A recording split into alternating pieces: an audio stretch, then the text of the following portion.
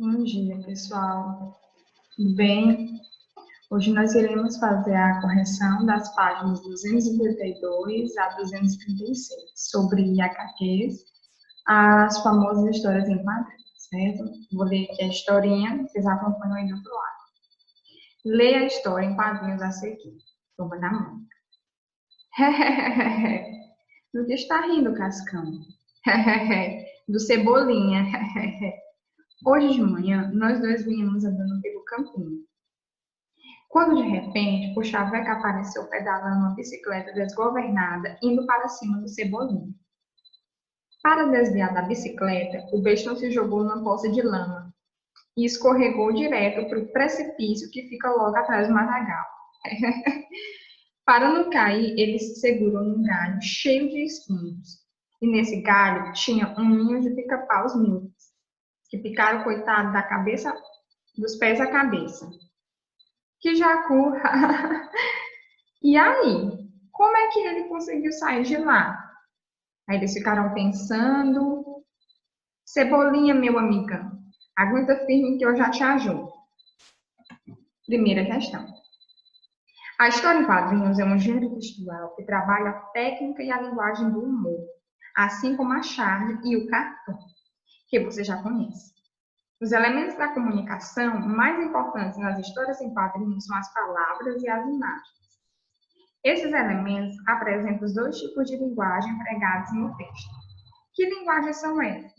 A linguagem verbal, que é a linguagem que tem palavras, constituída pelas palavras, e a linguagem não verbal, ou visual, representada pelas imagens. Segunda questão.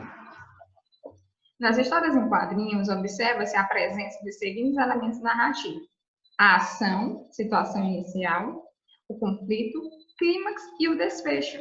Os personagens, o tempo e o lugar ou espaço. Letra A. Geralmente, nas HQs, os personagens são fictícios, como também as situações vividas por eles. Quem são os personagens fictícios dos quadrinhos em estudo?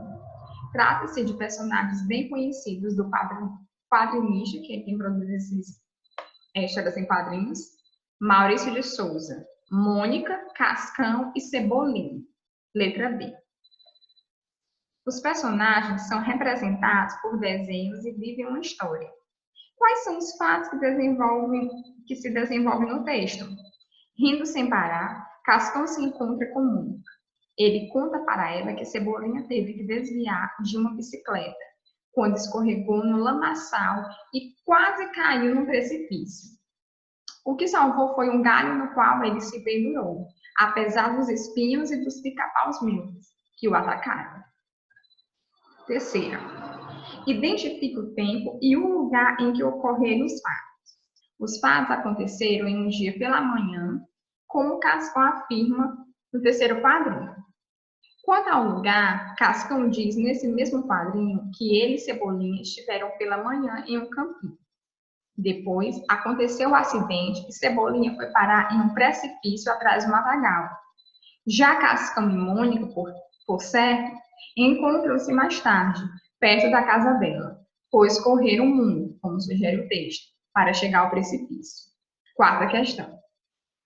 A linguagem dos quadrinhos é quase sempre informal ou coloquial, né? É aquela que não segue muitas regrinhas da gramática. Por quê? Como se pode comprovar essa afirmação no texto em questão?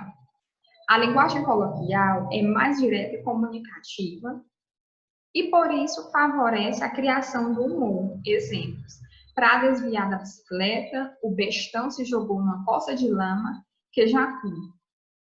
Eu coloquei essas palavrinhas de destaques porque são as palavras da linguagem mais coloquial, por isso eu coloquei esse destaquezinho aí azul para vocês perceberem. Quinta questão.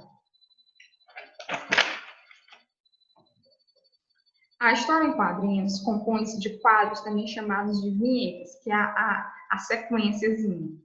Em geral, os quadros apresentam forma retangular e variam de tamanho, como no texto lido. Letra A. Observe os personagens e explique como o autor representa o movimento na figura nos quadros. No primeiro quadrinho, o movimento de Cascão andando é sugerido por uma espécie de nuvem atrás de seus pés.